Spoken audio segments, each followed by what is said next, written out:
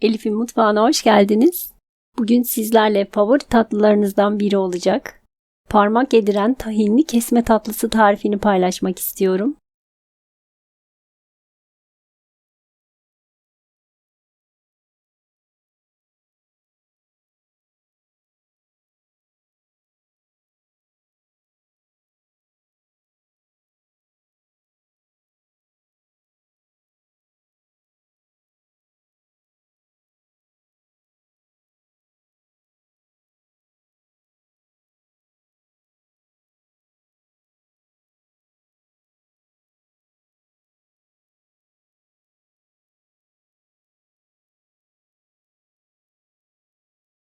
Yoğurma kabının içerisine 125 gram oda sıcaklığında yumuşamış ben margarin ve tereyağı karışık kullandım.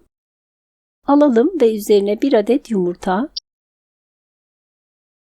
2 dolu yemek kaşığı tahin, tahini dibine çöken koyu kısmından kullandım.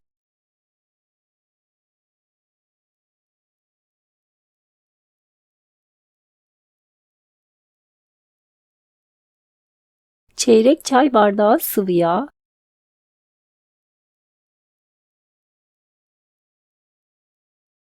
2 yemek kaşığı irmik,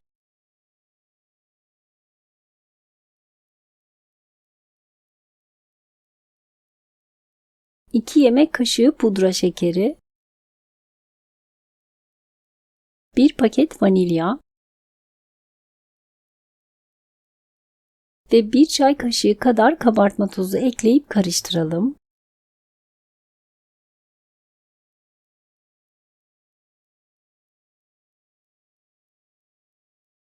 Unumuzu azar azar ilave ederek yoğurmaya başlayalım.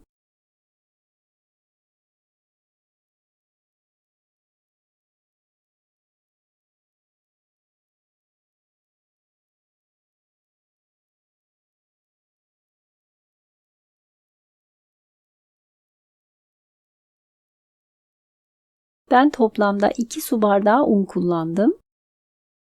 Gördüğünüz gibi ele yapışmayan ama yumuşak kıvamlı bir hamur olması gerekli. Yaklaşık mandalina büyüklüğünde parçalar kopartarak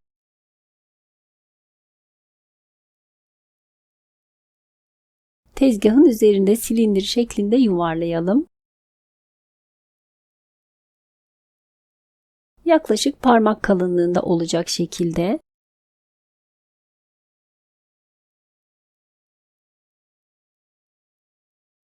Ve uzunca bir tabağın içerisine 1 kase kadar irmik aldım. Tabağın içine sığacak boyutta yuvarladığımız hamuru keselim.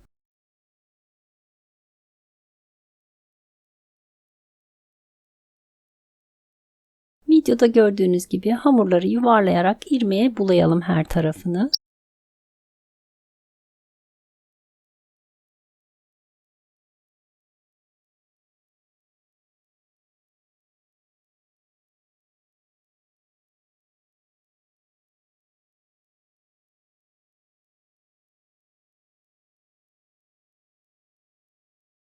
Ve tekrardan tezgahın üzerine alalım.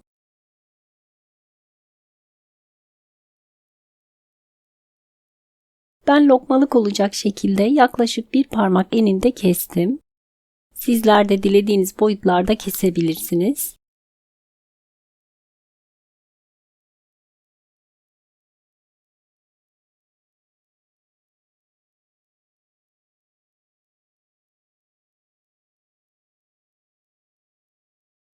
Büyük boy dikdörtgen borcamı çok az sıvı yağla yağlayıp hafif aralıklı olacak şekilde üzerine yerleştirelim.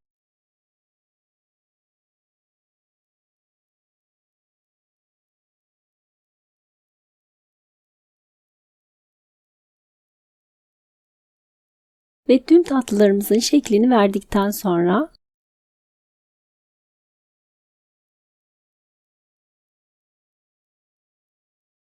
...175 derecelik ısınmış fırında üzerleri hafifçe kızarana dek yaklaşık 20-25 dakika kadar pişirelim. Tatlımız pişerken bu sırada şerbeti hazırlayalım. Tencerenin içerisine 2,5 su bardağı şeker,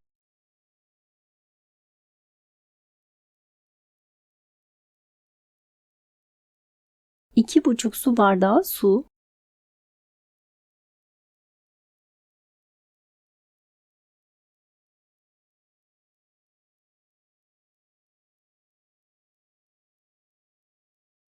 ve birkaç damla limon suyu ekleyip ocağa alalım.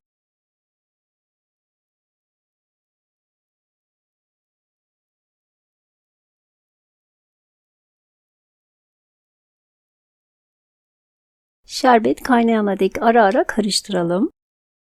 Ve kaynamaya başladıktan sonra orta ateşte 8 dakika kaynatalım.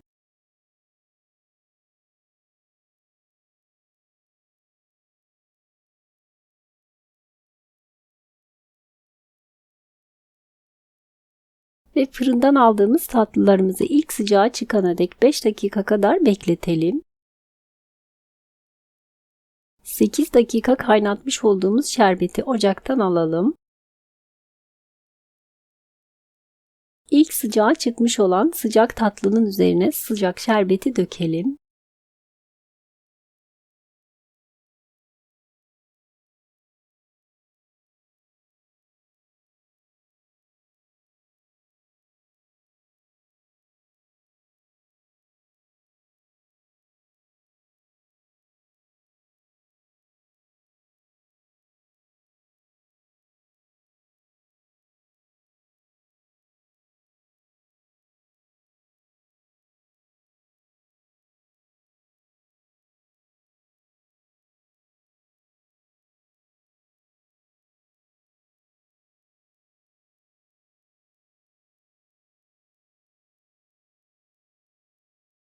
Şerbetini tamamen çekene dek 2-3 saat kadar bekletelim. Ve şerbetini çeken tatlılarımız servis için hazır. Ben üzerini çekilmiş Antep fıstığı ile süsledim. Sizler isterseniz Hindistan cevizi ile de süsleyebilirsiniz. Ve videoda da gördüğünüz gibi tahinli kesme tatlılarımız tam kıvamında harika bir lezzet oldu.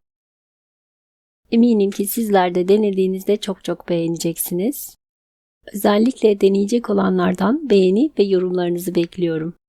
Farklı tariflerde tekrardan görüşmek dileğiyle. İzlediğiniz için teşekkürler.